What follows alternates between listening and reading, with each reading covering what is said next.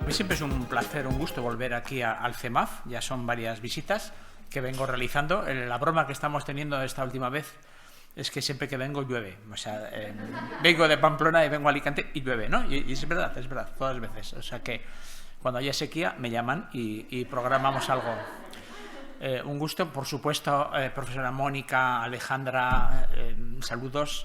Os conozco y os aprecio muchísimo. Beatriz ha acabado hablando de tesis doctorales y fíjense, una tesis dirigida por mí ha sido publicada acá, la tesis de Alejandra la publicamos en Pamplona. A veces ese tipo de canjes vienen súper bien cuando hay buenas relaciones entre colegas y te apoyas, huyes un poco de la endogamia, ¿no? De solo publicar dentro de tu sello editorial. Antes se valoraba mucho eso, ahora se penaliza. Entonces, bueno, este tipo de inventos, de intercambios, ¿no? Entre colegas y editoriales funcionan, ¿no? Con José Carlos Rovira, en fin, con todo el grupo aquí alicantino tan potente.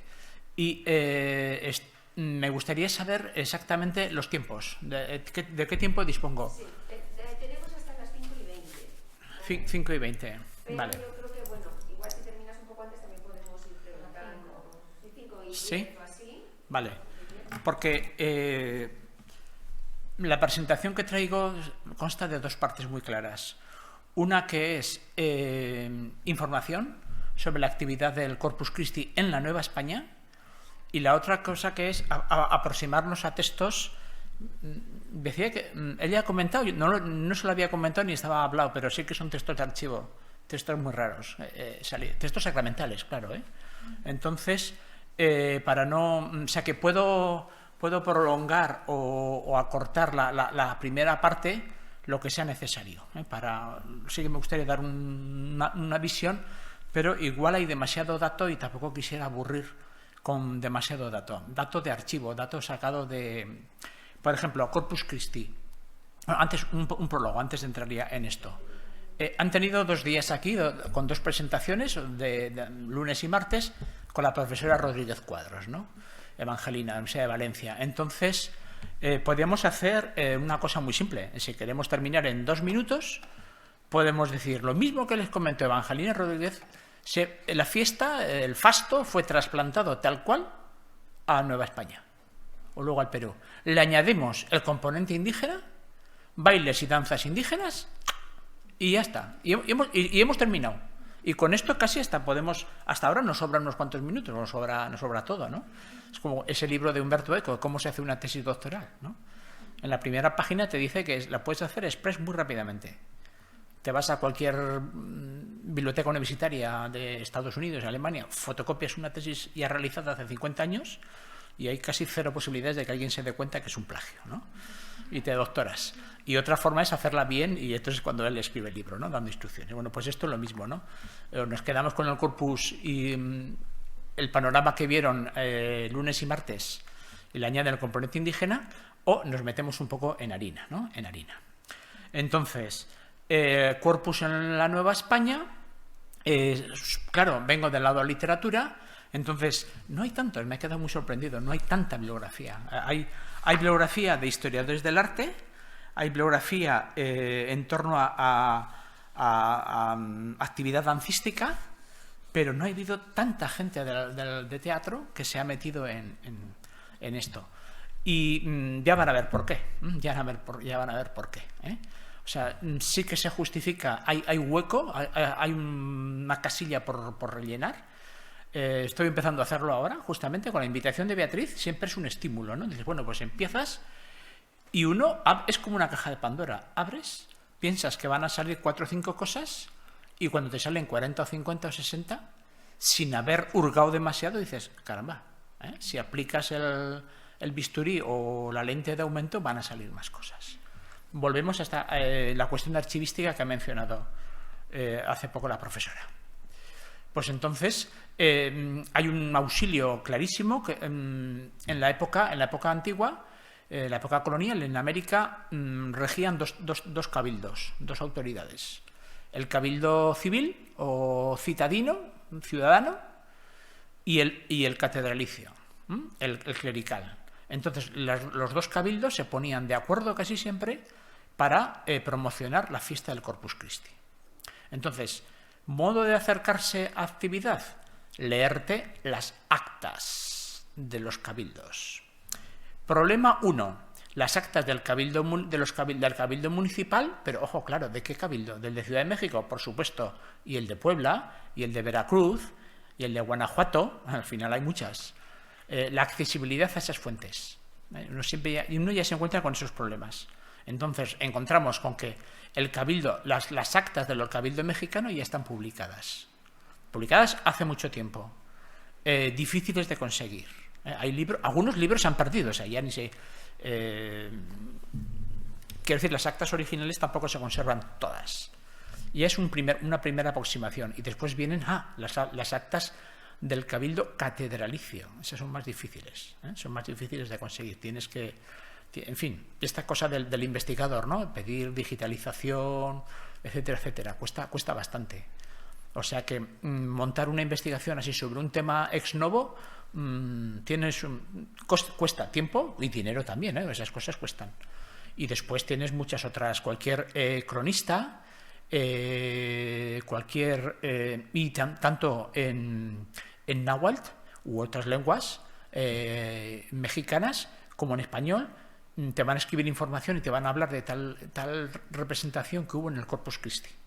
Entonces, ya por ahí la cuestión archivística es necesaria. ¿Por qué no hay tanta investigación hecha? Bueno, pues porque todavía estamos montando los cimientos. O sea, las actas catedralicias son muy difíciles de llegar a ellas. O el Archivo General de la Nación, que tiene mucha información, pero te tienes que ubicar allí y hacer... O sea, es un trabajo de tesis doctoral o más. Ya por ahí es para ir cogiendo una pequeña orientación de a qué fuentes podemos acudir. En cuanto a información secundaria de la actividad del Corpus Christi. Y después veremos de las dos partes que voy a hablar, las dos partes de esta presentación, la primera que es más teórica y la segunda más práctica, yendo a los textos. He traído 3, yo creo que 2 podremos leer.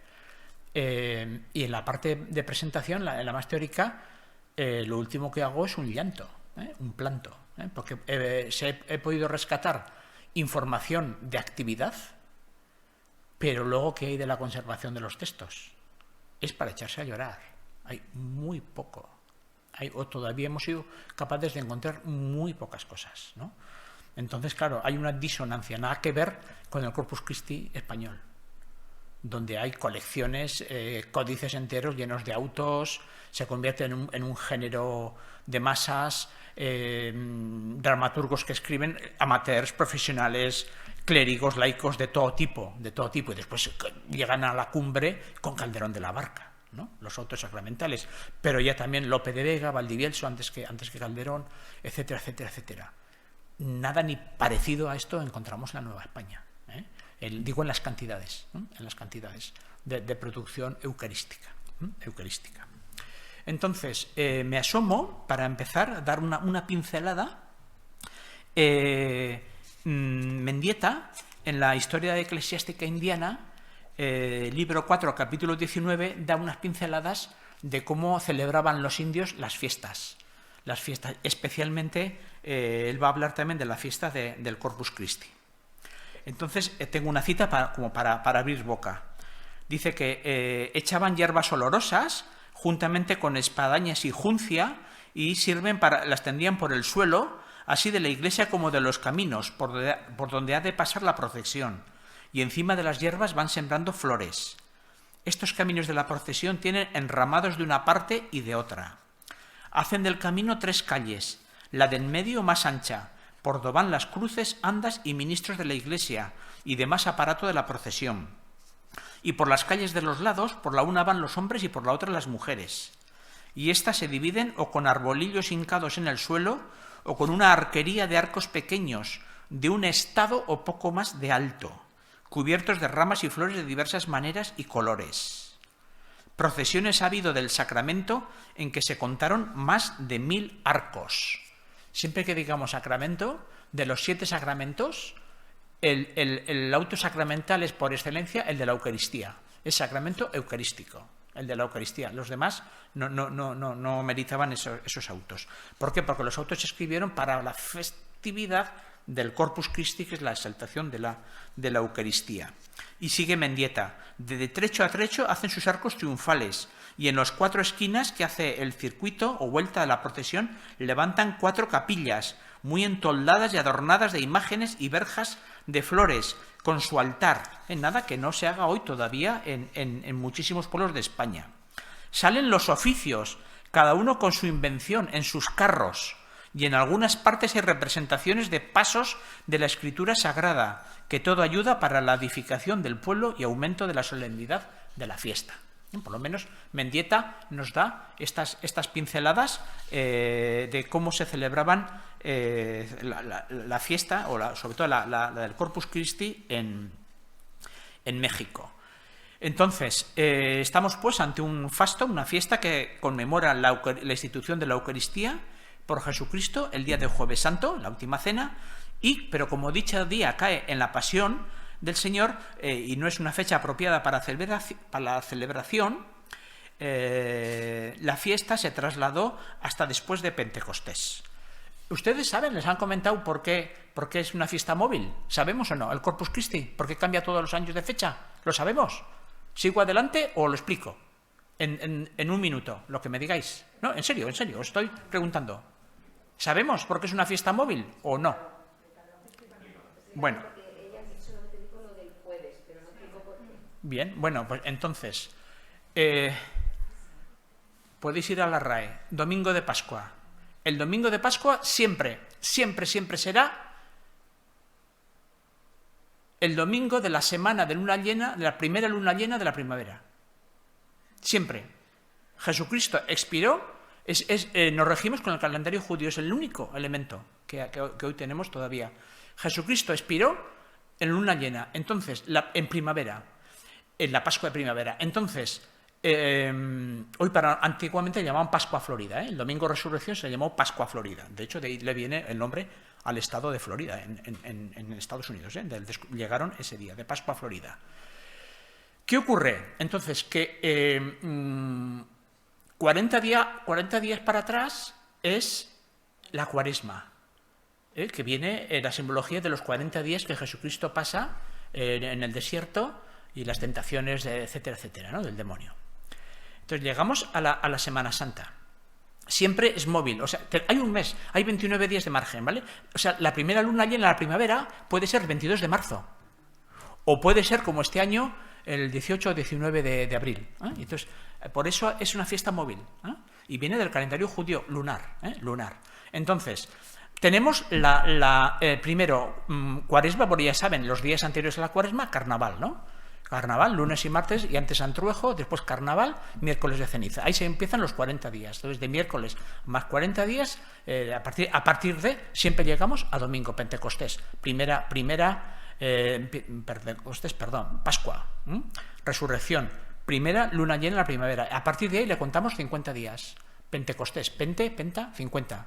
Y 10 días después, Corpus Christi. Por eso siempre ha de caer en Jueves Santo. Siempre ha de caer en jueves, Corpus Christi. Siempre. Otra cosa es que en España, desde 1989, se trasladó al domingo siguiente. Aunque hay ciudades, Granada, Toledo, donde todavía el Corpus Christi es fiesta. El mero día, el jueves. Entonces, siempre va a ser una fiesta móvil. Móvil. Las de Semana Santa, Pentecostés y Corpus Christi. Pero esa movilidad que da los 29 días de la luna llena en primavera, que puede ser, repito, el 22 o hasta el 21 también, de marzo o en abril. En abril. Si cae la luna llena el 20 de marzo, o como este año no sé cuándo caerá, por cierto, estaremos muy cerca. Si alguien tiene un calendario lunar, lo quiere comprobar ahora, estaremos muy cerca, pero siempre va a ser antes del 20 o 21, que es ya la semana que viene. Por tanto, hasta abril no tendremos este año la Semana Santa. Le suman 60 días y ahí llegamos al Corpus Christi. ¿Qué ocurre? Que siempre estamos entre finales de mayo y junio, por ahí. Es una fiesta estival, muchas veces veraniega, siempre, estamos siempre cerquita del solsticio, siempre, casi siempre estamos ahí. Bueno, entonces, es una celebración del máximo boato, esto ya lo habrían comentado, quiero suponer, por institución papal, etcétera, etcétera, por toda Europa y en España también, y cuando llegan, por supuesto, los españoles a América y empiezan la evangelización, es una de las celebraciones que más se potencian, la del Corpus Christi. Entonces, al estilo español, se adornan las calles, se las embellecen con flores, con hierbas, con arcos, lo acabamos de ver, o escuchar, ¿no?, al padre Mendieta, enramadas, etcétera, y el paseo central, lo nuclear, es la procesión con la custodia. La custodia, que es la Sagrada Custodia, protegida en la hostia consagrada, dentro de la custodia y bajo palio, y portada por alguna, llevada, ¿no?, transportada por una alta autoridad eclesiástica. Ahí incluso en la recopilación de las leyes de Indias se reglamentó la obligación de los ciudadanos de ir asistir a la procesión con respeto y arrodillarse ante el paso de la custodia y permanecer de rodillas hasta que haya desfilado el último de los integrantes de la procesión. Pero eso está legislado, quiero decir, no es que estaba reglamentado. Como he comentado un poquito al principio, los dos cabildos, el religioso y el civil, aunaban esfuerzos para lucir lo más posible ese día, y aunque la mayor parte de los gastos los asumieron siempre los cabildos de la ciudad, lo que hoy sería ayuntamientos, podríamos decir, pero la palabra cabildo todavía en Canarias se utiliza, o sea que ayuntamientos, cabildos, etcétera, etcétera. El padre Motolinía, en la historia de los indios de Nueva España, insiste que aunque esto es así, dice, los indios casi todos son pobres, los señores pero dan libremente lo que tienen para ataviar a donde se tiene de poner el Corpus Christi, y los que no tienen, entre todos lo reparten y lo buscan de su trabajo. O sea que, aunque la ciudad, digamos, sobre todo por españoles, se llamaban así, españoles, aunque estamos en el 16, 17 mexicano, corrían con los gastos, la aportación indígena era importantísima. Hablo de aportación monetaria. Primera referencia al Corpus Christi, o la que yo he podido encontrar, cayó el 1 de junio de 1526, estaba ya por allí Hernán Cortés, etcétera, y la Ciudad de México estableció que los gremios de oficiales desfilaran por las calles en procesión. Y 1526, fíjense, en México Tenochtitlán cae en 1521. O sea, en muy poquito tiempo ya estaban organizando aquello. 3 años después, el mismo cabildo insistió en que, esto es cita, ningún oficio de vecinos deje de salir como es uso o costumbre, y que de aquí adelante todos los años se tenga y se guarde esta orden y no se quebrante. O sea, que se va instando a que la gente salga a las procesiones. Y se invita a que salgan los oficios, y ahí se nos insiste en que lleven las invenciones, todos vayan con sus invenciones, y esta palabra es la segunda vez que nos sale hoy, porque ya la ha mencionado antes Mendieta. Entonces ya llega el momento en que tengo que definirles qué es invención, para ellos, qué significa invención. Lo repiten hasta la saciedad los textos. Entonces, ¿qué es? Invención, remite al disfraz, motivo alegórico, emblemático, burlesco, lo que quieran, que escogen ciertos grupos humanos, por ejemplo, los oficiales de un gremio, pero también los nobles caballeros con sus cuadrillas, para lucir durante la celebración de algún festejo. Y conlleva una suerte de escenificación de un breve cuadro, tableau vivant, juego, danza coral o pequeño paso de teatro. O sea, un grupo de gente que se une, que se disfraza, digamos, o se viste, igual no es solo disfrazar, vestirse de un modo homogéneo, unitario, y montan algo, inventan algo, crean algo, paso de teatro, danza, cuadro, lo que fuere. No cuadro pictórico, sino cuadro representacional. Y entonces, en el momento que montan estas invenciones y estas procesiones, los primeros datos que vamos encontrando en el corpus son las disputas. Uno se queda sorprendido. Disputaban muchísimo por el orden en que tenían que desfilar. lo más interesante, lo más prestigioso era desfilar lo más cerca posible de la custodia. Y los extremos más alejados pues tenían menos peso, menos relevancia. Y hay auténticas disputas, pero dirimidas incluso a veces por el virrey, sobre quién tiene razón, en qué lugar deben ir unos y otros, etcétera, etcétera. Y las actas reglamentan varias veces el orden en que deben disfrutar los gremios, en que deben desfilar los gremios en las procesiones. Estamos diciendo que el más alejado, los primeros siempre salen los indios. Entonces, una mirada simplista nos diría, bueno, qué bien, de acuerdo, salen los primeros con sus danzas muy valoradas, muy aplaudidas, encantados. Pero hoy sabemos, eran los más alejados de la custodia. Estaban los más alejados de la custodia. Pero en fin, otra manera de verlo es que son integrados en el proceso de evangelización y festejar la Eucaristía, que es lo que se está haciendo. En 1538 ya se creó la Archicofradía del Santísimo Sacramento, y dentro de los reglamentos es que tienen la obligación todos los cofrades de asistir a honrar la fiesta. Otro momento de disfrute o de disputa fue el palio. He dicho que la custodia salía bajo palio. Entonces, claro, en palio, la mayoría de los que yo he visto en mi vida, 4 varas, ¿no? 4 varas y 4 porteadores llevan el palio. Entonces, ¿qué hacer? ¿Cómo distingues a las 4 máximas dignidades de la ciudad? Siempre criollas, criollas o españolas, ¿no? A los indios no les daban esta preeminencia de portar las varas del palio, pues ¿quién es más? Fulanito, menganito, zutanito, ¿quién es más? Entonces dieron con una buena fórmula, multiplicar las varas del palio. En lugar de ser 4, pues que tengan 6, que tengan 8, que tengan 10, que tengan 12 varas. O sea, hasta podían prolongarse. Y aquí es donde, no sé si tenía una imagen, estaba aquí, este es Tribune. ¿Estaba puesta la imagen? Estaba esta imagen, vale, entonces no sé si la puedo ampliar un poquito. Sí, no, bueno, esta no importa mucho. Otra cosa.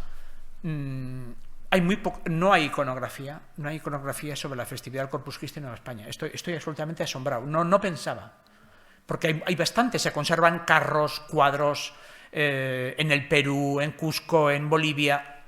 En Perú, en México, hay una actividad cultural desaforada, es increíble. Lo único que encuentro es este cuadro, que es incluso lateral, ¿no? Es la aparición de San Miguel, a un santo mexicano, lo tienen aquí, y era en la procesión del Corpus Christi.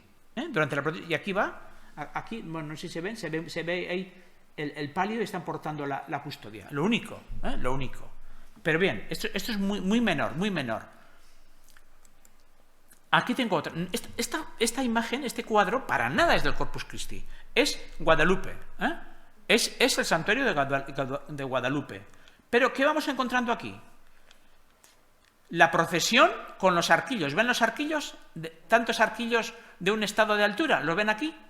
Ahí, no sé si se amplió. Se ve bastante bien. Ahora aquí vemos bastante mejor. Viene la procesión de la ciudad.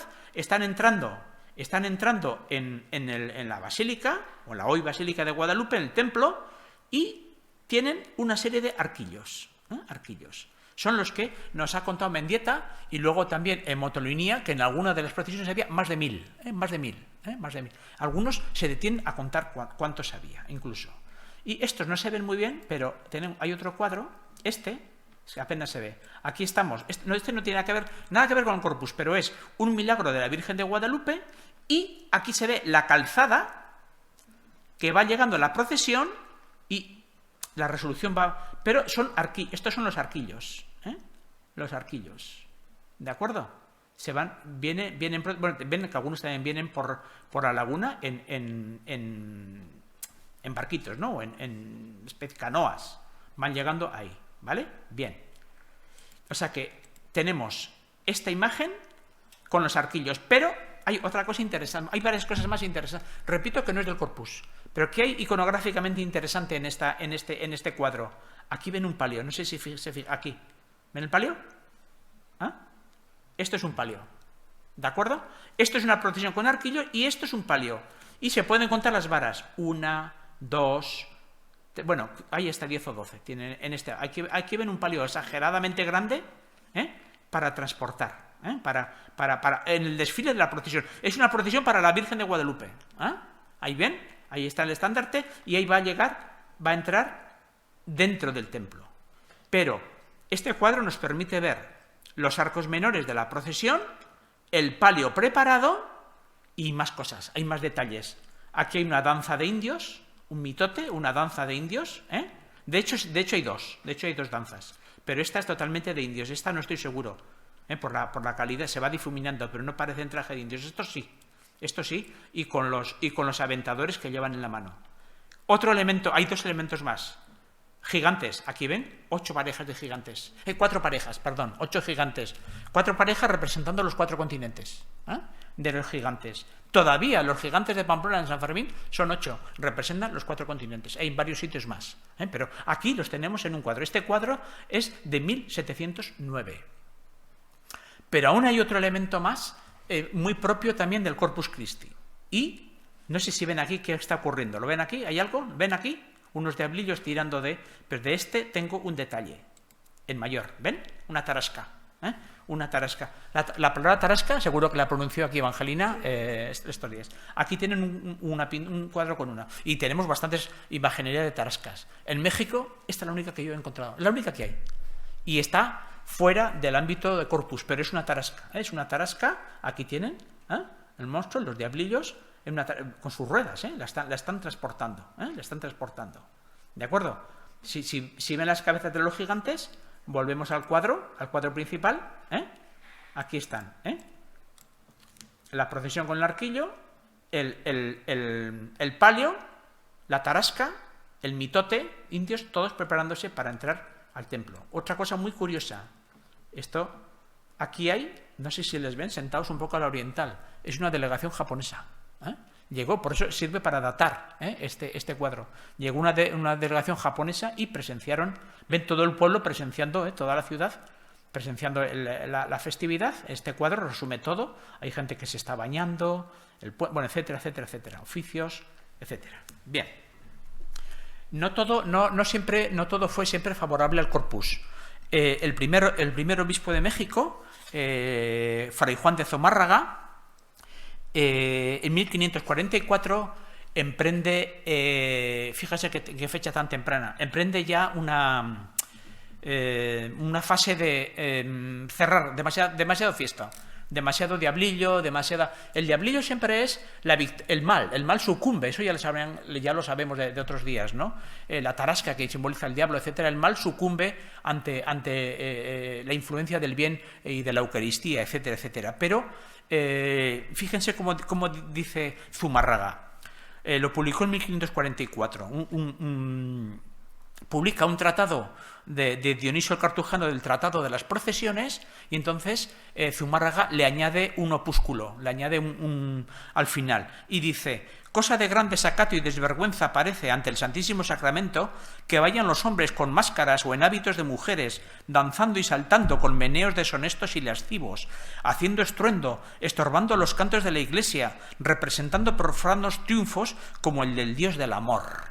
Dice Zumárraga. Y luego sigue en otro párrafo: y además de esto hay otro gran inconveniente, por la costumbre que estos naturales han tenido desde su antigüedad de solemnizar las fiestas de sus ídolos con danzas, sones y regocijos, y pensarían y lo tomarían por doctrina y ley que en estas tales burlerías consiste la santificación de las fiestas, y solo este inconveniente es bastante para que no haya semejantes vanidades en nuestra Iglesia. O sea que aquí ya tenemos un obispo que dice: sí, vamos a conmemorar el Corpus Christi, pero si lo llenamos de elementos, es una fiesta, he dicho antes, cercana siempre al solsticio de verano, es una fiesta entonces alegre. Entonces, si lo llenamos de elementos alegres, por supuestísimo, con una influencia profana brutal, vamos desvirtuando el Corpus Christi. En realidad, ¿qué estaba haciendo Zumárraga en 1544? Se estaba anticipando 200 y pico años a la prohibición de las fiestas del Corpus Christi, por decirlo mal y pronto, por el desmadre que supuso, ¿no? Cayeron en tal exageración del festejo laico, que al final, ¿dónde quedaba el núcleo, la base religiosa? Quedaba como desvirtuado o incluso olvidado, y se acabaron prohibiendo en el siglo XVIII, los autos sacramentales, las fiestas sacramentales, y en México, bueno, hubo unos escándalos en una procesión en Puebla de Los Ángeles brutal, o sea que yo hasta ahí, hasta esa fase de la prohibición no pensaba llegar hoy, pero por lo menos preveniros de que igual que se acabaron terminando y prohibiendo en España, ocurrió lo mismo en México. México y Perú y en cualquier virreinato español. Y Zumárraga, pues parece que en 1544 había olfateado algún peligro de esto bastante antes de llegar a la máxima eclosión. En cambio, el sucesor de Zumárraga, Alonso de Montúfar, abrió más la mano y nos encontramos lo siguiente, que en 1577 se hace un claro llamamiento, ya fíjense, a que todos los oficios mecánicos salgan a la procesión del Santísimo Sacramento con sus hachas de cera, danzas, invenciones, recuerdan la palabra, danzas, o sea, hachas de cera, danzas, invenciones y pendones, como lo acostumbraban a hacer. Esto es, 1544, hay una fase de freno, prohibición o estancamiento de la fiesta. 1557, 13 años después, se multa al que no salga a la fiesta. Hay un cambio, un giro tremendo en esta década, muy pocas veces. Hemos pasado de diluir la fiesta a penalizar al que no salga a celebrarla. Si esto se decía en 1557 Alonso de Montúfar, si vamos a los anales de Juan Bautista, es otra fuente, antes no lo he comentado. Hay, además de las fuentes escritas en castellano, que se ha dicho, actas de cabildos, etcétera, tenemos también las fuentes en lenguas indígenas, en náhuatl. Entonces, en los anales de Juan Bautista, que ya están traducidos, por ejemplo, nos dice Juan Bautista cómo se celebró el Corpus en México de 1558. Dice, hubo procesión, se hicieron muchas diversiones, fundían metal, asaetaban, había ciegos, o sea, había ciegos con sus cantos de ciegos seguramente.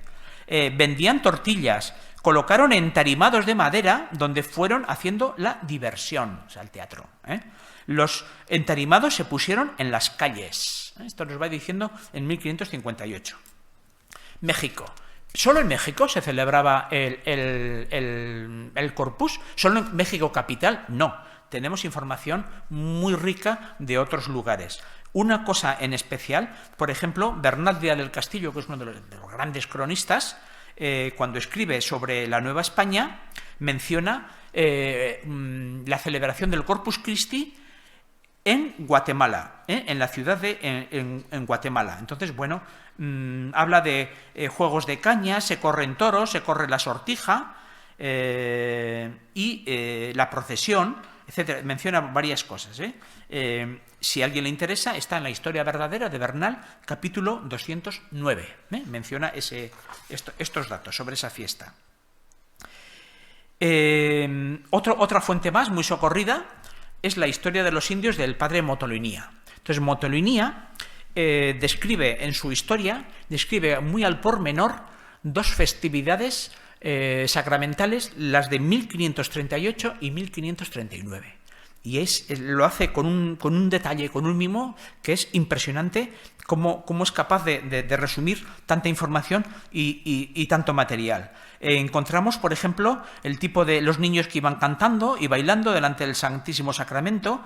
Encontramos que se hace un recorrido, se montan cuatro altares o 4 capillas, en 4 esquinas alrededor de la ciudad, como una especie de montaña artificial, y en cada una de ellas se montaban 4 autos, 4 autos o pequeños actos. A veces nos da los títulos, a veces no nos da los títulos.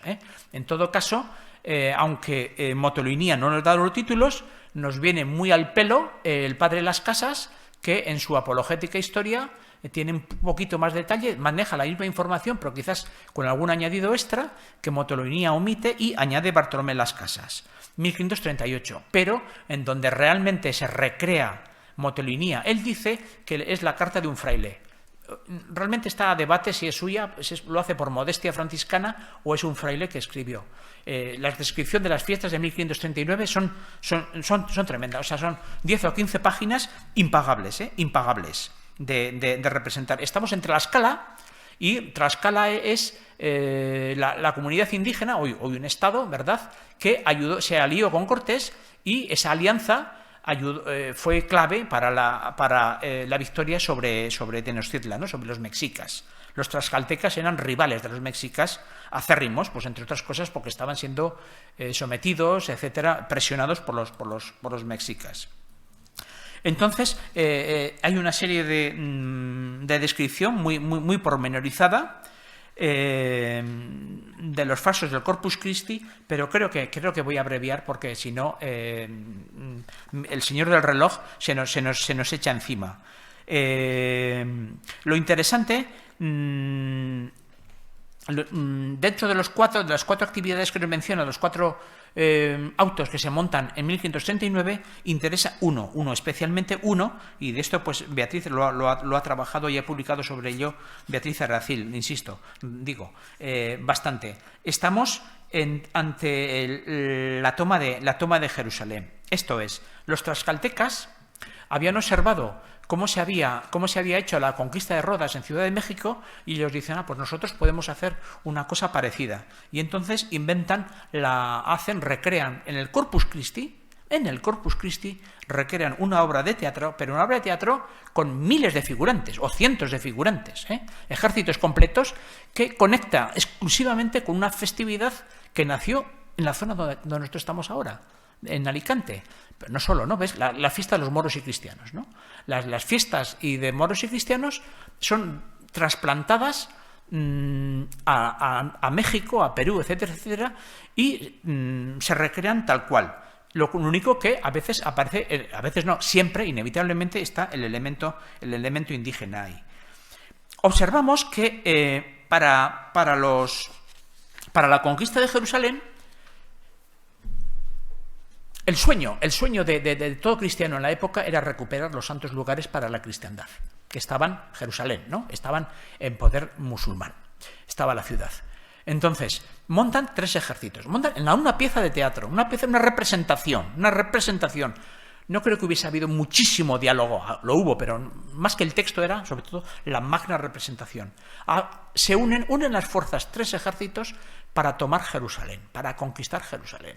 Aparecen primero los españoles, ejército de españoles, después los indios de la Nueva España y un tercer ejército que son los indios del Perú, de Cuba y de Santo Domingo. Y los 3 ponen en asedio a la ciudad de Jerusalén y a los moros de Jerusalén, que van ataviados con turbantes, a lo moro, dice claramente. Y los moros defienden Jerusalén con mucho énfasis, incluso derrotan a los cristianos en distintas escaramuzas o batallas. ¿Quiénes son esos moros? ¿Están encarnados en quién? Esto es lo que ha generado bastante desconcierto, ¿no?, a la crítica. Hernán Cortés y Pero de Alvarado. Esto es, al final de la obra, aunque los moros defendieron muy bien Jerusalén y estuvieron a punto de vencer a los cristianos, vienen el apoyo sobrenatural y se aparece San Miguel Arcángel. Voy en orden. Santiago, en su caballo blanco, a los españoles. San Hipólito, en caballo negro, a los indígenas, novohispanos, y luego San Miguel Arcángel. Entonces, San Hipólito es el santo. La festividad, la caída de Tenochtitlan fue exactamente el día de San Hipólito de 1521. El 9 de agosto.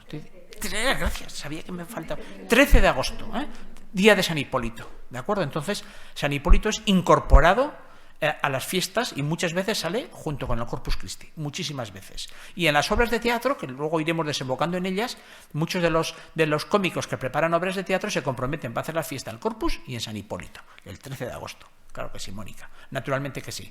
Y entonces aquí, San Hipólito en caballo negro, Santiago en caballo blanco y San Miguel. Entonces, estas apariciones sobrenaturales provocan, hacen que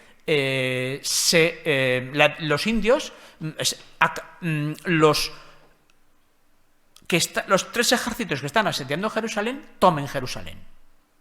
¿Y vencen a quién? Vencen a los moros de Jerusalén, que están ahí, de algún modo, contrahechos. Yo no creo que estuviese Cortés o Alvarado ahí de verdad.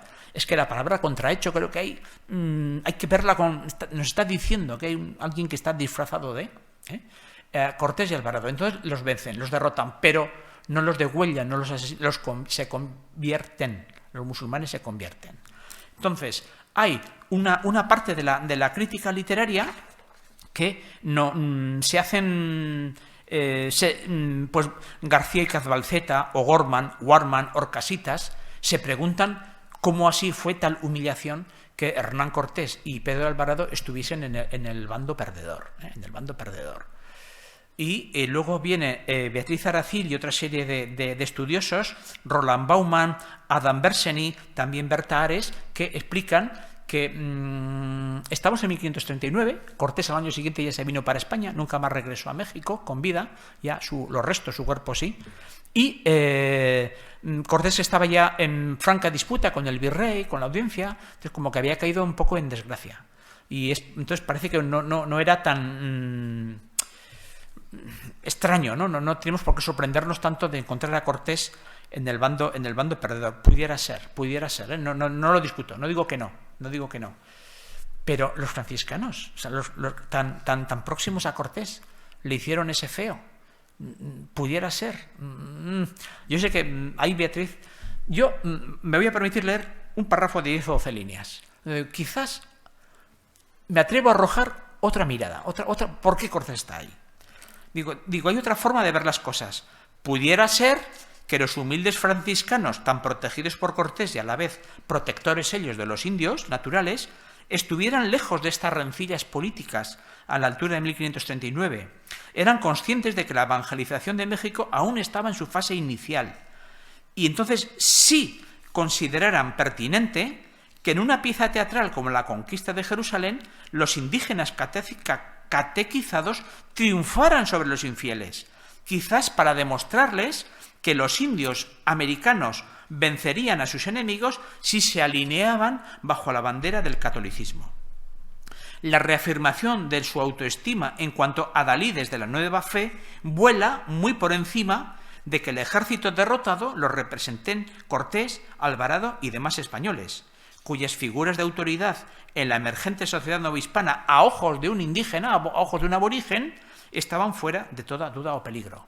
Aunque en el ámbito criollo, en el ámbito español, todavía no eran criollos, sí estaban en plenas rencillas.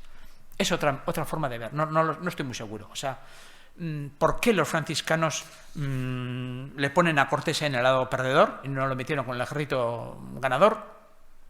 No sé muy bien, pero puede ser que sea un poco más inocente de lo que no tan tendencioso, pudiera ser, igual es una lectura simplista la que aplico. Luego hay otra cosa, todos los que proceden de la península ibérica y han participado en moros y cristianos, siempre hay un bando perdedor, siempre, pero los actores que hacen de moros tampoco, en fin, tampoco es un descrédito, un desdoro hacia ellos, saben perfectamente que estamos en el plano del juego, ¿no? En el plano del juego. Entonces, no sé por qué Cortés o Alvarado tenían que verse enfadar por eso o sentirse agraviados. No estoy muy seguro. En todo caso, el padre Motolinía nos da muchísima información sobre el Corpus Christi en Tlaxcala en 1538 y 1539. Si volvemos a la Ciudad de México, aquí ya nos vamos encontrando cómo el ayuntamiento, en la segunda mitad del siglo XVI, ya potencia a todo dar, a lo máximo posible, las fiestas del Corpus. E incluso establecen un premio que llamaron joya para aquel oficio. Recuerden que las invenciones las van sacando los gremios, los oficios, que dice mejor invención sacare, el que mejor invención saque. Y esta estrategia se va a repetir durante mucho tiempo. Y le asignaron 50 pesos. Y después, otro dato que proviene de otras actas, las actas de la catedral, y es que también la catedral estableció en paralelo, o sea, el cabildo religioso, otra joya, otro premio de 30 pesos en oro común. Es algo que se repite constantemente, ¿no? 30 pesos, me ahorro lo de en oro común. 30 pesos también para la mejor representación o para la mejor invención.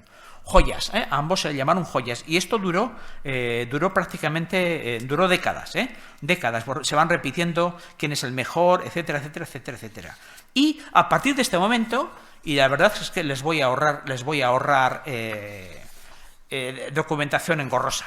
A partir de este momento, casi año por año, vamos viendo qué tipo de fasto, qué tipo de fiesta se hizo en el Corpus Christi. Año por año van saliendo nombres y les empiezan a llamar, a partir de 1570, les empiezan a llamar representadores. Representadores. Sigue lo de la invención. Después, hasta que llega muy a finales de siglo, se llega a hablar de cómicos. O sea, tenemos todo el siglo XVI de preparación de teatro, es el núcleo de lo que vamos a hablar aquí, estamos hablando, ¿no? Teatro sacramental, por así decirlo, amateur, aficionado, aficionado. Y ya en los últimos, la última década del siglo XVI se empieza a percibir, empezamos a percibir que hay algunos especializados en el montaje, en la responsabilidad del montaje de las obras de teatro. Y empiezan a contratar, o sea, y todo esto se dicen las cantidades de dinero, los pesos que se les van a asignar. Empiezan a contratar a algunas compañías. Y para llegar a la compañía profesional que represente en el Corpus Christi, tenemos que ir a los últimos años del XVI y primeros del XVII. Y tenemos una cantidad, bastante larga de datos, nombres, etcétera, etcétera, de responsables de la fiesta. Hay algunos nombres que obligatoriamente tengo que mencionar. Fernán González de Eslava. Fernán González de Eslava, que es el dramaturgo que más obra de teatro se conserva suya de todo el siglo XVI, pues ya estaba contratado por los cabildos para hacer obras de teatro. Ya consta en algunas de estas actas. O, por ejemplo, hay un dato precioso. Este no lo puedo omitir, ¿no? Se nos dice el año en el que se hizo, en 1577, se hizo una obra que es la que más gustó y la que ganó la joya. Nombre de la obra, el Cocolístrele. Entonces, ¿qué es? Una palabra náhuatl que la podemos traducir como la epidemia o la pestilencia. Epidemia o pestilencia, o diríamos hoy la pandemia, ¿no? O el coronavirus, ¿no? Una cosa así. Bueno, pues el coloquio 14 de Fernán González de Eslava se titula precisamente de la pestilencia que dio sobre los naturales de México. Y su trama se inspira en la peste sufrida el año anterior de 1576. Se calcula que murieron más de 2 millones de indígenas con esa peste y sus efectos fueron muchísimo menos letales entre los españoles. Entonces, si en 1577 al año siguiente encontramos un auto sacramental que es el Cocolístrele, 1 más 1 son 2. Esta pieza es el coloquio 14 de Pérez de Eslava, de la pestilencia. O sea, esto vaya por delante. Otro aspecto que aparece ahí, en casi todas las fiestas, hemos mencionado un poquito una danza de indios, mitote, hemos visto una pequeña imagen. También hay otras, llaman pelas, que salen siempre, pelas. Las pelas son ciertos ejercicios de habilidad donde unos muchachos bailan encaramados sobre los hombros de unos porteadores. Es una forma así gimnasta procedente o tipo de danza procedente de Galicia y Portugal, que aquí se le llamaban folías. Pues bien, las pelas de ese mismo año, que voy mencionando, en otro año posterior, 1583, las pelas de 1583, un pequeño dato, por lo menos ilustrativo, las organizó Simona de Aranda, morena, o sea, esclava negra, responsable de las fiestas. O sea que aquí vamos teniendo algún dato. Bien, hay más, ya para no atropellar después, les voy a anunciar.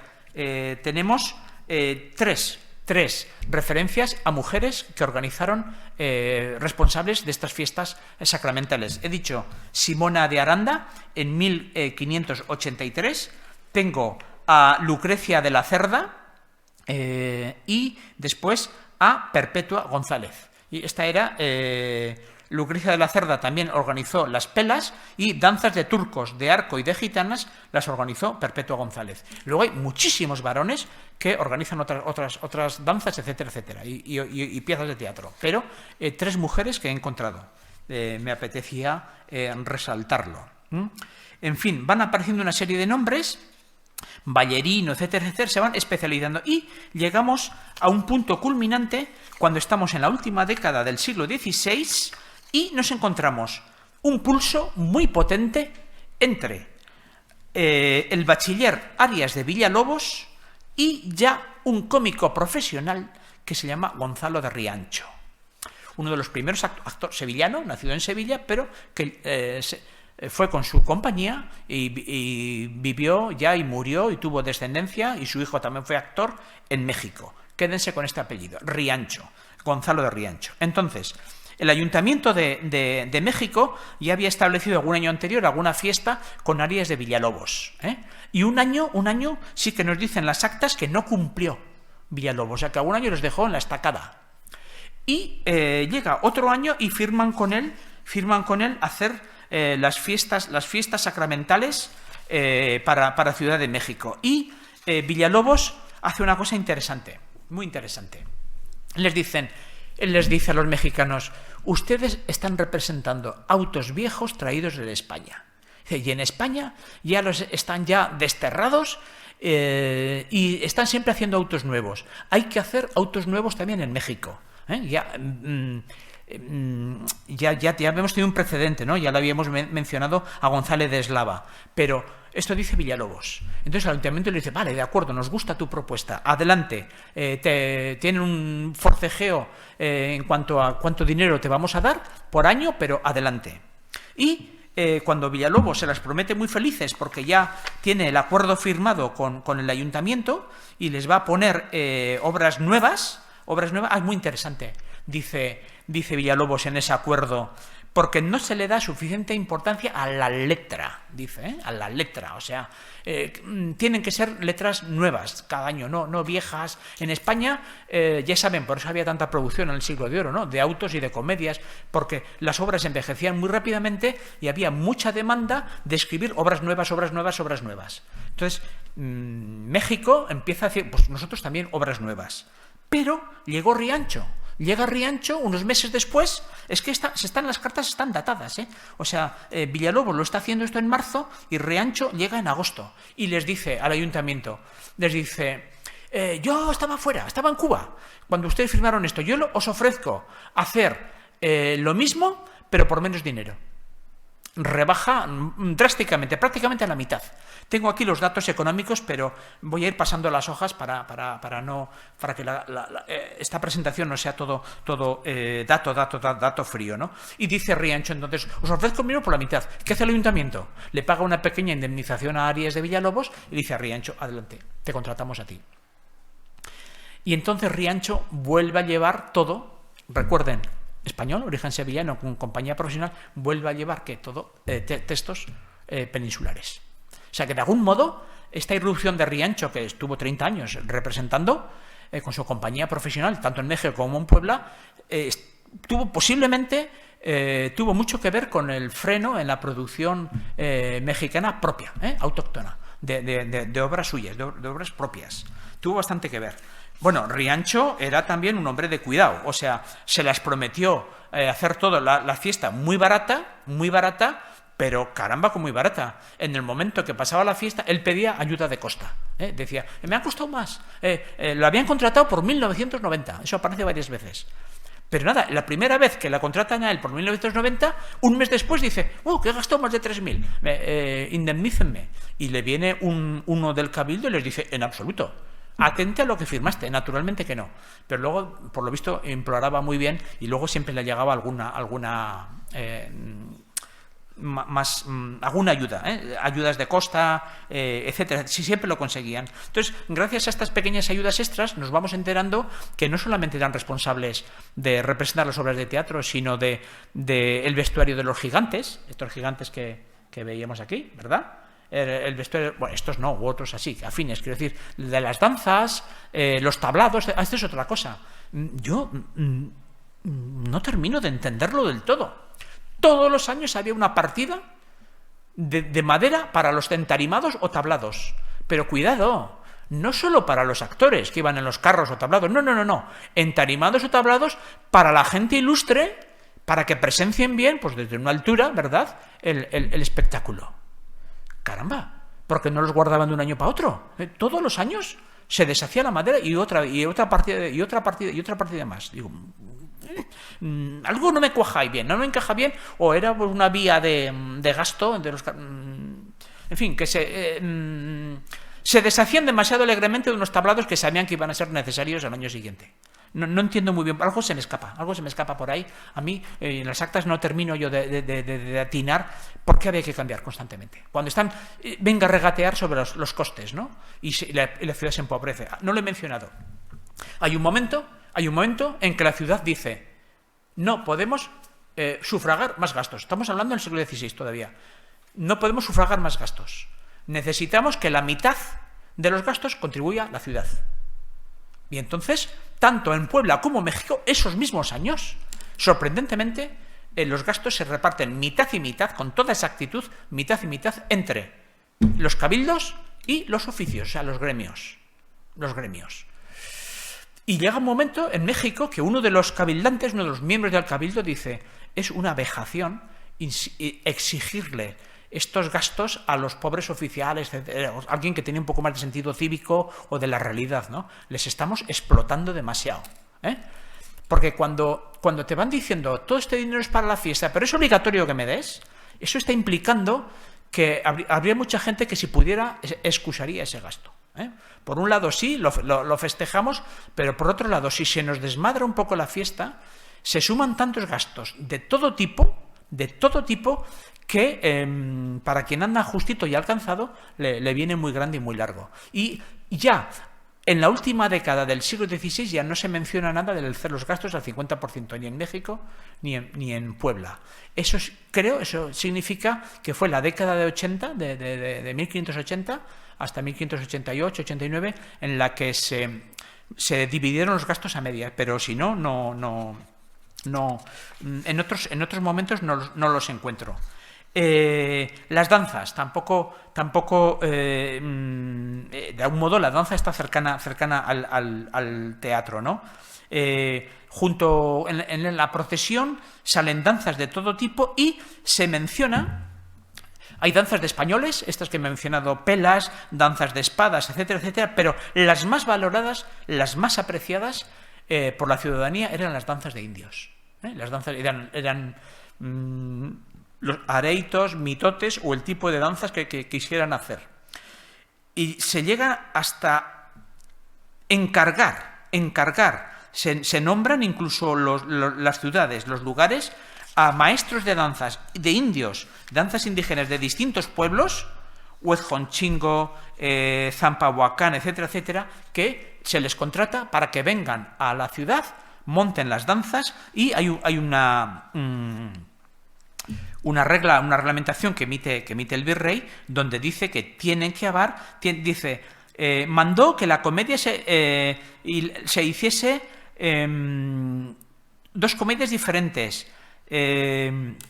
Mandó venir los indios, les mandó traer vihuelas de arco, que hiciesen danza todos los días, desde la mañana hasta la noche, los 8 días, desde el jueves del Corpus hasta la octava, los 8 días, hasta el jueves siguiente incluido, de jueves a jueves incluido, son 8, estuviesen tañendo vihuelas cantando, y mandó que la ciudad que los pagase, los indios alrededores, los músicos de Huejotzingo y tal, que llegaran con sus oficios, invenciones, salieran panaderos, zapateros, herreros, todos los oficios, con lo cual se hacía la fiesta. Y esto lo está indicando el virrey Luis de Velasco en la última década del siglo XVI. O sea que hay un impulso enorme para que la fiesta acabe teniendo, gane en prestancia y en lucimiento. Se enfadan mucho. Cuando en 1599 hay otra crisis y no pueden representar obras de teatro y solo salen danzas, lo toman como una especie de agravio, ¿no? Dicen, ¡fuah! Pero hemos fallado porque esto no puede ser, es demasiado poco.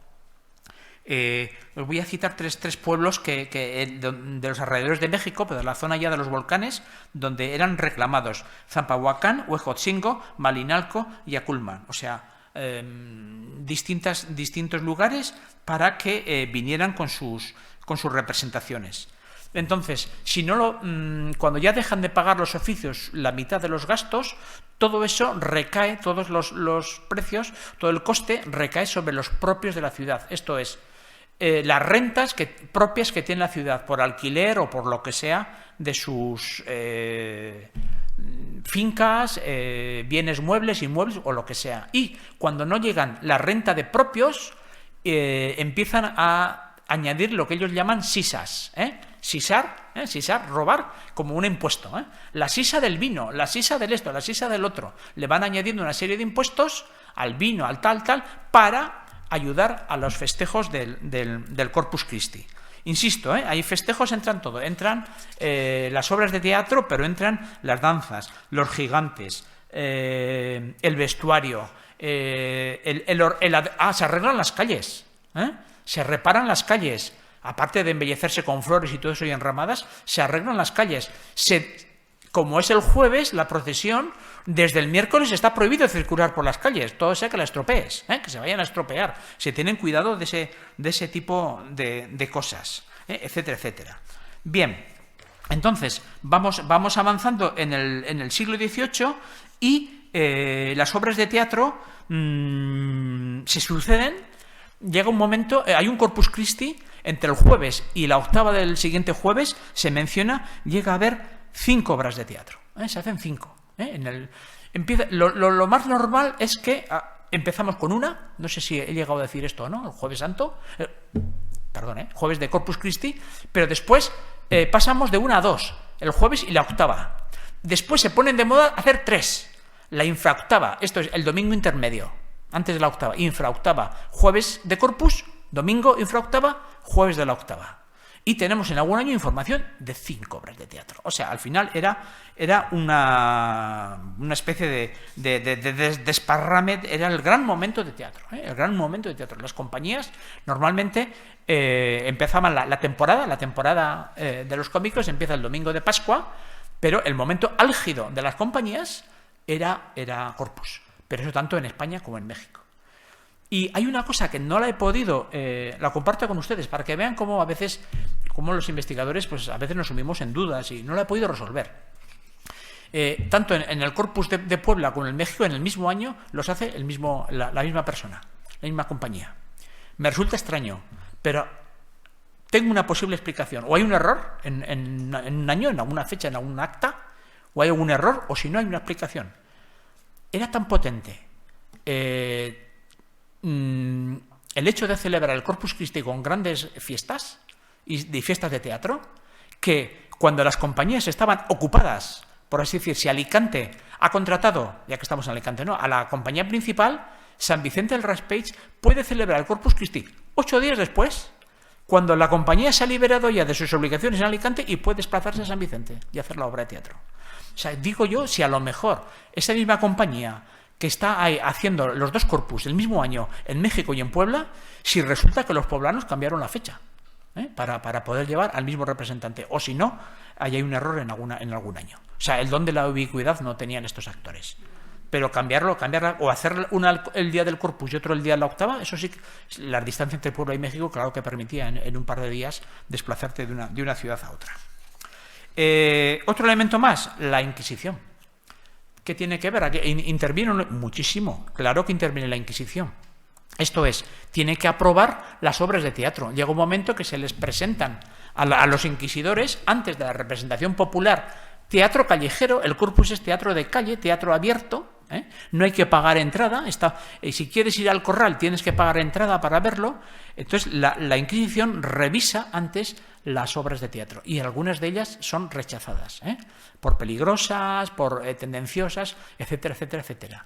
Y muchas veces, gracias a estas cuestiones inquisitoriales, conservamos títulos e incluso textos. O sea, no muchas, alguna vez, rectifico, lo de muchas no, alguna vez. Conservamos textos, o por lo menos títulos. ¿Qué obra fue rechazada o por qué? ¿Y a cuál otra se le pidió? Hay un momento, una comedia que se le rechaza. Se dice, el Santo Oficio en 1618 rechazó la comedia Al fin se canta la gloria, y dicen que se haga la de Sixto V, un papa. Entonces, se haga la comedia de Sixto V y adelante. Entonces, por lo menos ahí ya tenemos dos títulos. Tenemos dos títulos u otras más. Y hay otro momento que dice, otra cosa que no he mencionado.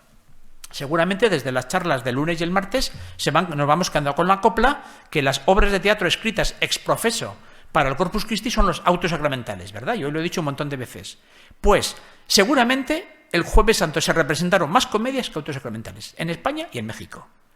O sea, tampoco es tan fácil producir siempre nuevos autos sacramentales. O sea que estaba perfectamente asimilado y perfectamente asumido que el Jueves de Corpus Christi tenía que haber teatro, pero podía ser comedia. Si es autosacramental, mejor, pero no necesariamente. Y pasa lo mismo en España que en México.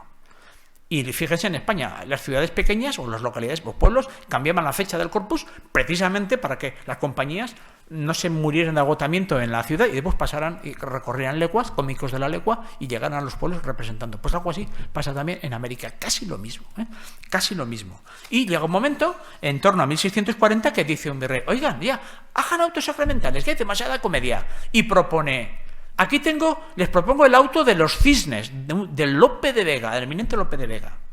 Nos da el título, y hoy por hoy, en el corpus de autos sacramentales de Lope de Vega no se conoce ese auto de los cisnes, pero por allí circulaba. O, por ejemplo, la comedia de San Hipólito. Llega un autor sevillano, un dramaturgo sevillano que se llama Hipólito de Vergara, fíjense cómo se llamaba. Escribe varias comedias y las envía a México. Pero, ¿sobre quién? Sobre San Hipólito. Y entonces le dicen a la ciudad, háganse en el Corpus Christi. Y dice, no, están mejor para el día de San Hipólito que para el día del Corpus Christi. ¿Lo ven? Entonces, gracias a eso vamos viendo que ese tipo de matices, que comedias y autos circulaban indistintamente. Indistintamente para el Corpus. Una por una, teatro, señores. Danza, teatro, gigantes, tarasca. Esto no sé si a la tarasca le hemos dado o no. Aquí, no sé si le hemos dado ahí sí, ahora recuerdo que sí. Tiene que haber alegría. La fiesta del Corpus es una fiesta alegre. No es solsticio de verano, pero no anda lejos. Entonces, eso tiene que ir por delante. Bien, no los quiero machacar con datos, pero... Uy, ¿dónde está mi carpeta, Dios mío? Bueno, voy al escritorio. Simplemente...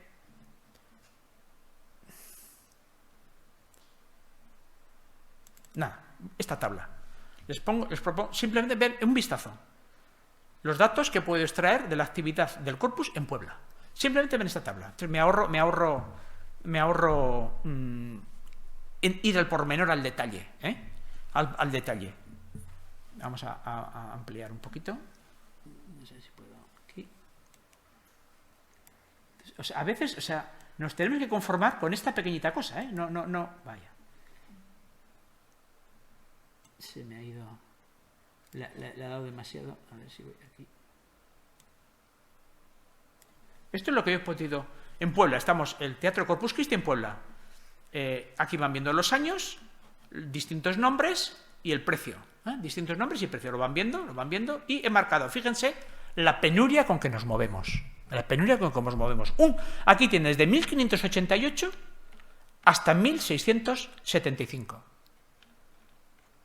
Primer dato, no conservamos ni un solo texto. Segundo dato, solo conservamos dos títulos. La República Angélica y la Devoción del Alma. Los he marcado en negrita. Pero entonces vamos viendo qué gentes hicieron, si era una comedia, si se nos dice que fue en la catedral, a veces se nos dice el precio. Aquí se nos dice, Jerónimo Mainel compuso una comedia al modo divino. O sea, ya sería sacramental. Ya no era una comedia profana. Le dieron, con entremeses y música, 400 pesos. Y la representaron la compañía al unísono de Francisco Manuel de Villafuerte y Juan de la Cruz. ¿Sí ven? El Juan de la Cruz ya estaba citado en otro año aquí por atrás. Y así vamos. Marco Antonio Ferrer, 300 pesos. Rodrigo de Chávez, clérigo, concertó hacer la comedia de la República Angélica, con 3 entremeses, 250 pesos. ¿Ven los entremeses? ¿Qué pintan los entremeses junto con un auto sacramental? Ah, si en España acabaron añadiendo entremeses y mojigangas a los autos sacramentales. O sea, el desbordamiento barroco fue tal que ya en el siglo XVIII dijeron, bueno, aquí hay más jolgorio que teología o sacramento. Entonces se prohibió todo, in totum. Pero hasta que llegamos... Mira, aquí le ven a Riancho, ¿no ven? Gonzalo Riancho, otra vez, por estos pesos, Riancho, otra vez, Juan del Corral, y van a llegar a algunas cosas interesantes. 1662, una compañía femenina, Ana María de los Ángeles, Ana María de Sigüenza, en el 34, y más adelante, pasamos acá. Hay años que hay danzas, que no, eso ya lo he mencionado un poco de paso, ¿no? Como no había dinero para teatro, solo danza, pero eso lo tomábamos como una... qué pena, ¿no? No puede hacer algo de más. Y en los últimos años del siglo XVII vamos viendo compañías femeninas especializadas en los autos. María de Rivera, Bernarda Villegas, Antonia de Rivera, Ana de Villegas, María Ortiz, etc. Pero, si quieren, soltamos la lágrima, nos echamos un poquito a llorar. A mí al menos me da un poco de... me da rubor, me da apuro. Fíjense en las cifras iniciales, al principio de siglo, cuando estamos llegando aquí, principios de siglo, 300, 500 pesos, 650 pesos, es menos de la mitad que México, esto es Puebla, es menos de la mitad que México. Pero vamos al final, 50, ya por estos años, 66, 100, y de 68 en adelante. Esto es, hay actrices, compañías de mujeres, pero ¿están viendo lo que le están pagando? 50, es una cosa increíble. O sea, ¿le podemos sacar más punta a esto? Pues a lo mejor alguno de ustedes sí. Yo digo, hasta aquí he llegado. O sea, no, en las actas, revisando las actas, encuentro estos datos. Fíjense, ni títulos de obras, ni nada. Pero en fin, decía entonces que vamos a llegar al planto más total, a lo más absoluto. 2 siglos, 16 y 17, de obras de teatro. En algunos corpus, he dicho que había hasta 5, se institucionalizaron 2, pero muchas veces había 3, corpus infraoctava y octava. ¿Y qué conservamos? ¿Qué tenemos en estas obras? Pues en fin, a darle de... bueno, hay alguna obra, alguna imagen que no he puesto, más, pero en fin, esta sí. Esto es un mitote, una danza de indios, un tipo de danza que salía en el Corpus Christi, aunque la imagen nada tiene que ver, el grabado nada tiene que ver con el corpus, pero hay una danza de indios ahí. Aquí tenemos otra danza de indios, otro mitote.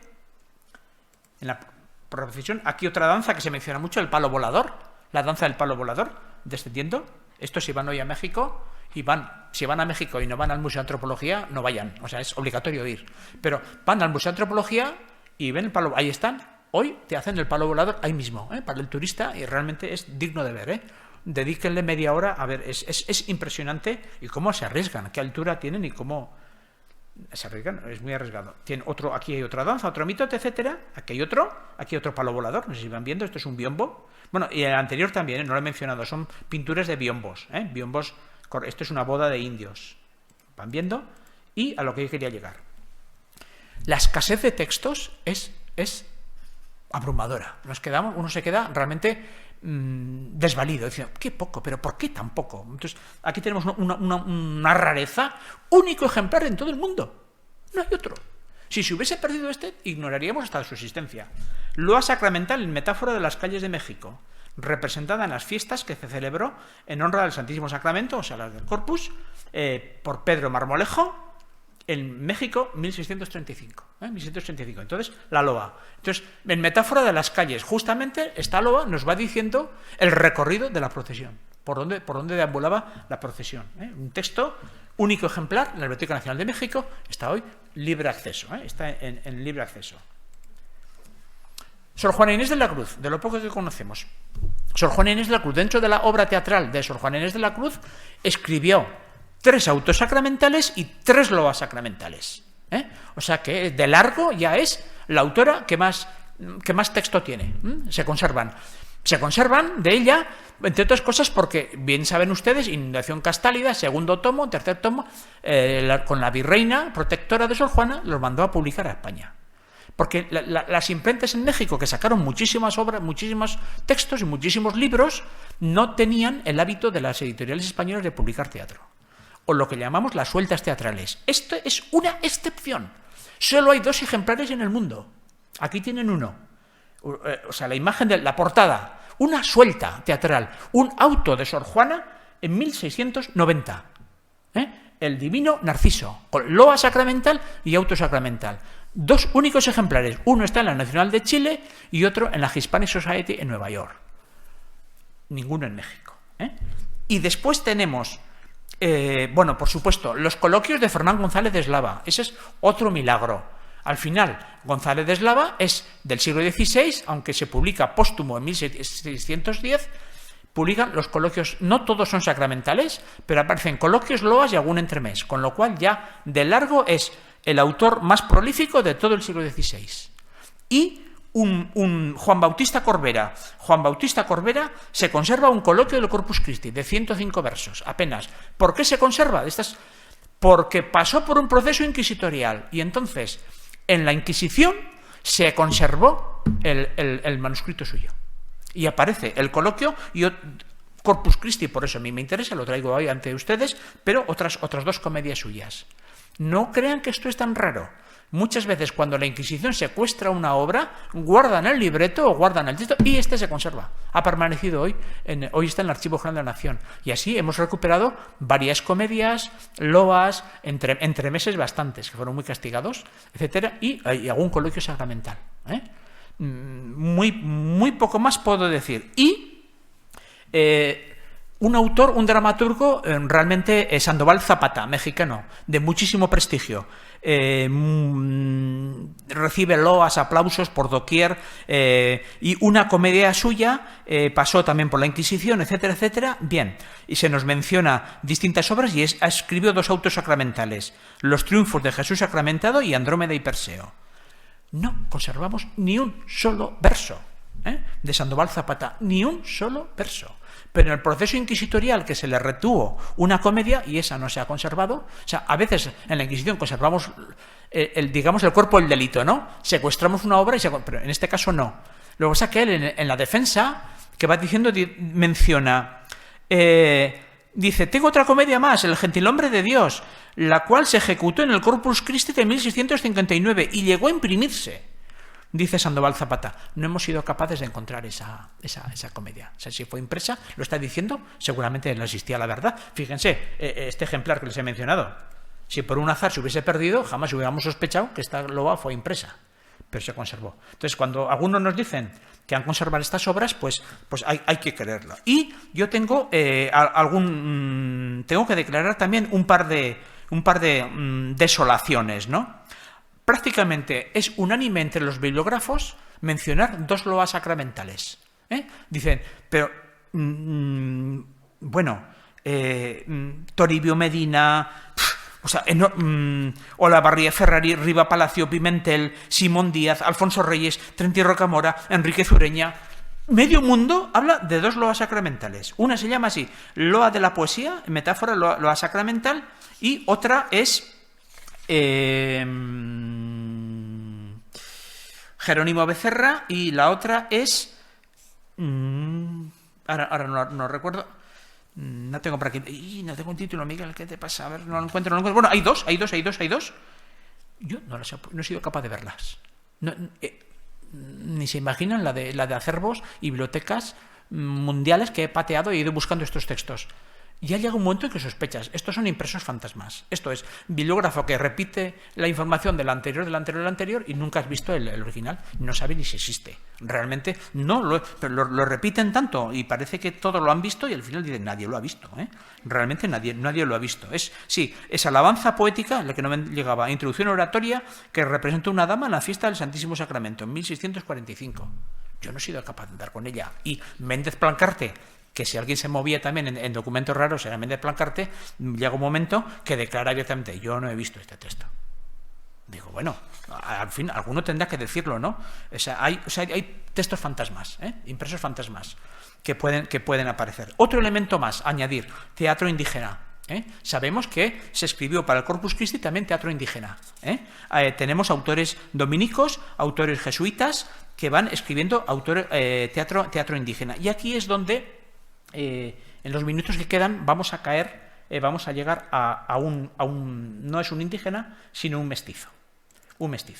Caemos al último, este sí es ya material de archivo, esto que les prometí a Beatriz, y pues sí, aquí tienen un material. Esto es, digamos, un hallazgo reciente de hace unos pocos años, de hace 4 o 5 años. Pérez de la Fuente. Pérez de la Fuente es autor de un montón de loas, de más de 25, José Antonio Pérez de la Fuente, unas 25 loas, y 2 de ellas, precisamente las que he traído hoy aquí ante ustedes, 2 de estas loas, cuando aparecieron en un microfilm en la Biblioteca de Antropología en México, en 2001 se atribuyeron a bombo y platillo a Sor Juana. Y entonces, bueno, cómo no, cada cosa nueva que sale en México, Sor Juana. Parece que no había más gente por ahí. Sor Juana. Ocurre que en esta loa, en la primera, en la loa satírica, fíjense el título, loa satírica en una comedia en la festividad del Corpus, hecha y recitada en Tlayacapan, año de 1682. ¿Lo ven? Comedia, no una loa para el auto, para la comedia del Corpus, para la comedia. No es una loa sacramental, pero es una loa que va por delante de una comedia para el día de Corpus.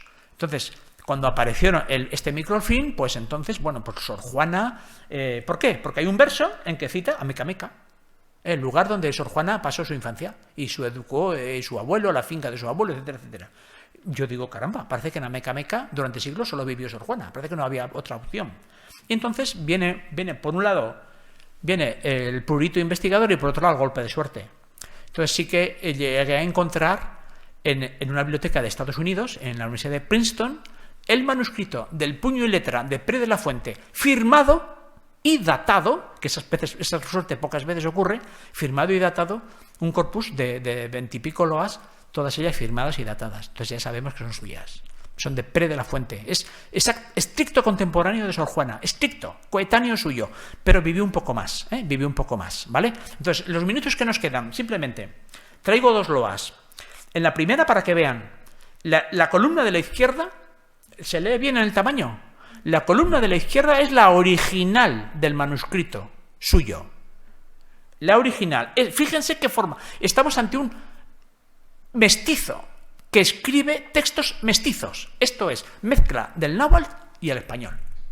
Entonces, este mestizo escribe esta loa y luego nos encontramos, siglo XIX, un nahuatlato, o sea, una persona que también bilingüe náhuatl-español, Faustino Chimalpopoca Galicia, que tradujo esta loa satírica. Entonces les pongo yo a la derecha los versos, la traducción, y marco en negrita lo que es la traducción del náhuatl, y dejo en letra redonda normal, lo que ven en redonda normal, sin resaltar, es español en el original, ¿vale?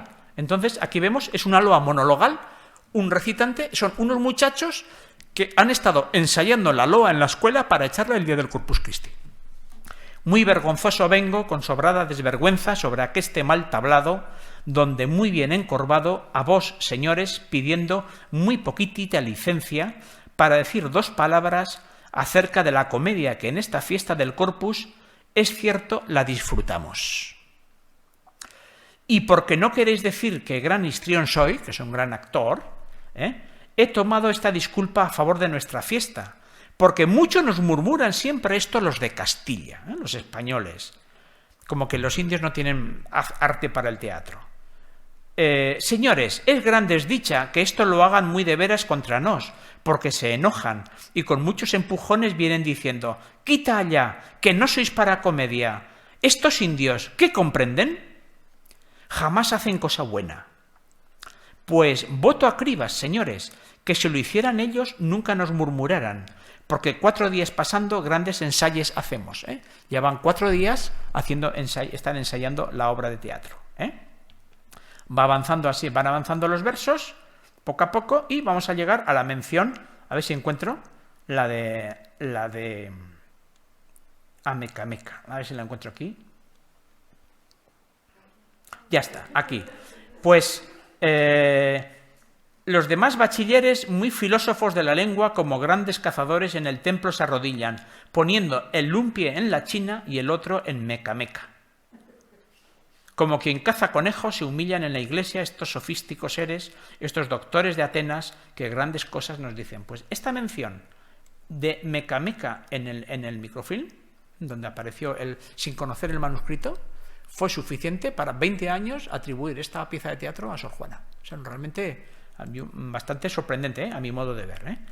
Y bueno, ahí va la loa, ya ve, tiene 157 versos, 158 versos. Va terminando ahí, termina la loa. Volveré a llamar otra vez a las musas porque ya es tarde y yo no quiero que entienda este auditorio ilustre que tengo mala soberbia, sino que a su leal presencia muy rendido me humillo porque perdone las faltas que ha tenido nuestra fiesta. Así termina la loa, pidiendo perdón por las faltas que pueda cometer y dando paso a la comedia que le sigue. Entonces, dentro de las 20 y pico loas de Pérez de la Fuente, 4 son de tema sacramental.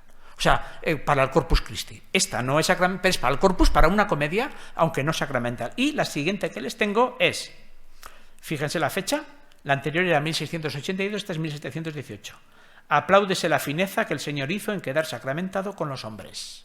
Y aquí asistimos, muy interesante, ya es de loa dialogada, la anterior era monologal, un recitado de un solo actor, un muchacho de la escuela, y aquí es una loa dialogada, se abre con música. La mayor fineza el orbe en dulces cadencias cante y en obsequios reverentes rinda gratitudes leales. Entonces, tenemos 2 registros lingüísticos. Cuando habla el indio, lo va a hablar en náhuatl, y está aquí traducido, y lo he puesto, la traducción, en cursiva. Y cuando habla el español, siempre habla en español. No hace falta traducir. Lo que decía antes, loa mixta o loa mestiza. ¿Escrita por quién? Por un autor mestizo. Y es totalmente sacramental. Aquí sí que se están preparando para celebrar el Corpus. Para celebrar el Corpus.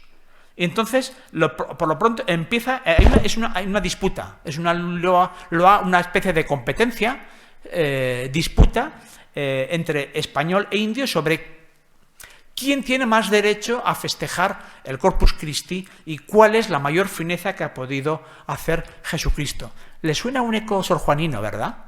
La mayor fineza de Cristo, Sor Juana dilucidó varias veces sobre esto. Y entonces, aquí lo que se dice es que la mayor fineza fue en darse sacramentado a la humanidad para redimir, ¿no? Para redimir a la humanidad del pecado original, etcétera, etcétera. Entonces, ¿quién con estilo canta la música en náhuatl y contesta el español?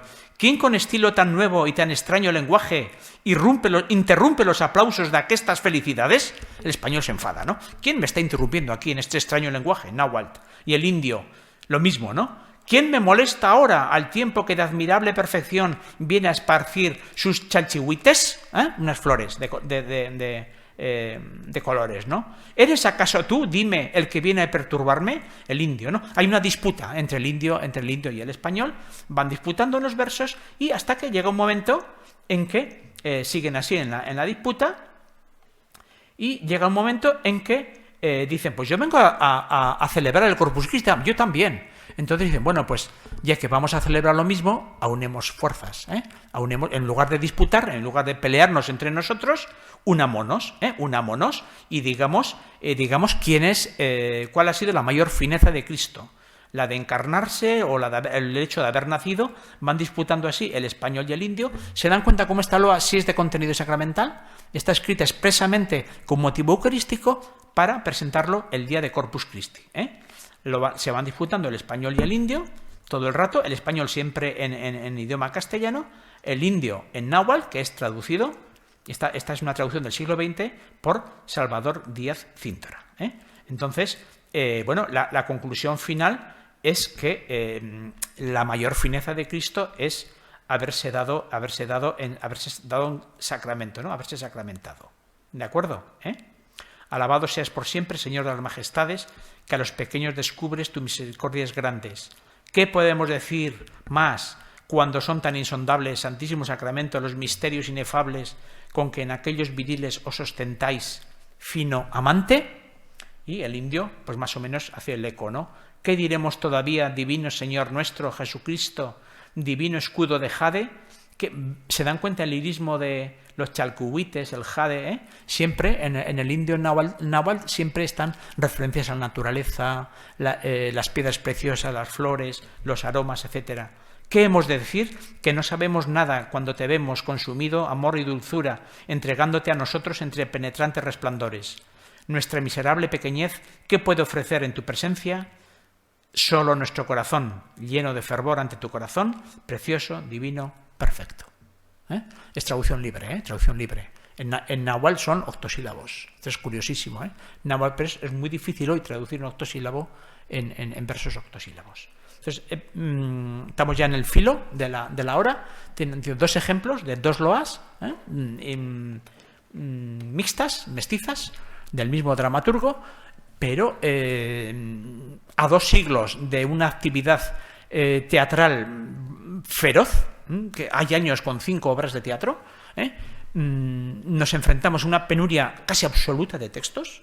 La más relevante es Sor Juana, pero yo aquí estuve hace 3 años, antes de la pandemia, hablando de loas sacramentales de Sor Juana, entonces no me parecía repetir, pues, por respeto al público, por si alguno venía, pero bueno, he escogido estas otras loas, son mucho menos conocidas, son de mucho más difícil acceso, etcétera, etcétera, pero ahora ya sí están en un manuscrito autenticado, firmado por el dramaturgo de verdad.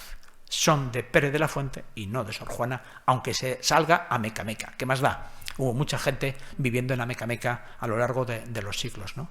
Entonces es terreno abierto a la investigación y yo estoy abierto a preguntas, observaciones que me queréis hacer sobre teatro o sobre la actividad investigadora, las penurias del investigador, o también a veces las felicidades, ¿no? Los encuentros, los hallazgos con alguna cosa. Lo que estoy a vuestra disposición, lo que queráis.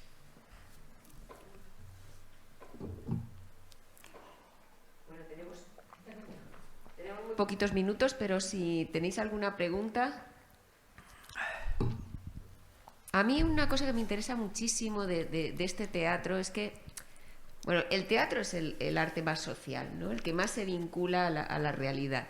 Entonces, todo lo que se ve de lo que fue la sociedad del momento a través de las obras que nos ha ido mostrando Miguel, incluso sin tener la obra, solamente por lo que se paga, lo que no se paga, a quién se paga, por qué se celebra, quién está participando, el que participa, cómo participa, ¿no? Si se le menosprecia, si no, como estábamos viendo aquí en la loa, ¿no? Somos sí. Indios y creen que no valemos. Eso no es algo baladí, ¿no? Lo que se está diciendo, ¿no? Entonces, a mí todo eso me parece sumamente sugerente. Pero para poder hacer eso hace falta encontrar los textos, hace falta ubicar los archivos, hace falta crear un corpus, ¿no? Sí. Entonces, esa es la dificultad que tenemos, ¿verdad? Todavía está el corpus de teatro novohispano, y ya no les digo nada, peruano, charqueño, Charcas, Bolivia, ¿no? Charcas, Bolivia, etcétera, etcétera. Está todavía por fijar. Y o sea, hay muchísimo, incomparablemente menos del que tenemos en la península ibérica, no es casi ni comparable, pero ni todo, la labor de recuperar y editar textos es que como que no da prestigio a los investigadores, a los profesores. Yo veo que es mucho más fácil especular, empezar uno a hablar, disertar, etcétera, etcétera, construir una teoría muy etcétera, que dejarte las pestañas y los tiempos y empaparte de ácaros, ¿verdad?, en los archivos, a veces para no encontrar nada. Pero también cuando encuentras da mucho gusto, cuando encuentras da gusto. Pero muchas veces también obras que se conocen o que están registradas todavía están esperando unas ediciones fiables. O sea, hacer el corpus, no el Corpus Christi, el corpus de obras, quiero decir, hacer el corpus de, aquí tenemos, sería un paso previo absolutamente ineludible para poder construir una historia del teatro, o de la dramaturgia, de la dramaticidad de esto. Es absolutamente necesario. Y eso solo se iría logrando si vamos ameritando, valorando los aportes en tesis doctorales, etcétera, etcétera. Que no te diga, no, como editas textos, al final está hablando Pérez de la Fuente, está hablando Sor Juana, no es obra tuya, dijo Bar. Fíjense, estos 20 y pico textos de Pérez de la Fuente en la mitad de náhuatl, que yo no puedo con ellos porque yo desconozco el náhuatl por completo, pues me pongo en manos de dos náhuatlatos, ¿no? Dos colegas de la UNAM, de México. No sé cuántos años vamos a tardar. Ellos también tienen otras muchas cosas que hacer. Entonces, ¿le dan prioridad a las traducciones? Pues no le dan prioridad a las traducciones. Pues ya llegarán, y si no, alguien vendrá después y lo hará. Pero yo creo que quizás ahora sí que estamos en el momento de... Hay como un pequeño giro. Se empieza a haber algo de conciencia de que hay vida más allá de Sor Juana. Hay vida más allá. Sor Juana, muy bien, está súper trabajada, editada, revisada, etcétera. Y ya, oye, cualquier cosa nueva que salga no tiene por qué ser de Sor Juana, puede ser de cualquier otro, ¿no? Y entonces teatro indígena, bueno, es la mega especialista aquí es Beatriz, tu tesis doctoral fue sobre eso, teatro de evangelización, pero no solo, o sea, comedias del 18 he visto prácticamente, están todavía inéditas la mayoría, o poco trabajadas, por así decirlo, muchas de ellas esperando todavía la visita de... Y lo que le digo, lo de los archivos, lo de la Inquisición, salen más cosas de las que uno piensa. O sea, realmente hay materiales. Pero el Archivo General de la Nación es donde están ahora los... Pero también es difícil ir a trabajar ahí. Y ya no digo ya nada en la época de la pandemia. Es dificilísimo. O sea, si no tienes la reserva hecha, luego va, usted no trae los guantes. Ay, Dios mío, o sea, me tengo que ir afuera a la ciudad, con lo que me ha gustado llegar aquí, a comprarme unos guantes de látex para entrar. Venga usted mañana. Voy mañana, ya, etcétera, etcétera, etcétera. Cuesta... pero cuando das con algo, da mucho gusto. Eso es verdad, eso es verdad. Y yo tengo otra máxima. El quien busca, halla. Eso siempre se da. Ahora bien, a lo mejor no encuentras lo que buscas, pero sí otra cosa lateral, afín, colateral o algo así, eso sí. Pero si buscas, hallas. A lo mejor una obra de teatro, pero sin unos datos suficientes, un proceso o alguna cosa de estas donde te aparecen datos de teatro o contratos con actores. Y esto ya, todo eso es historia del teatro. Eso sí añade, eso sí ayuda, eso sí ayuda.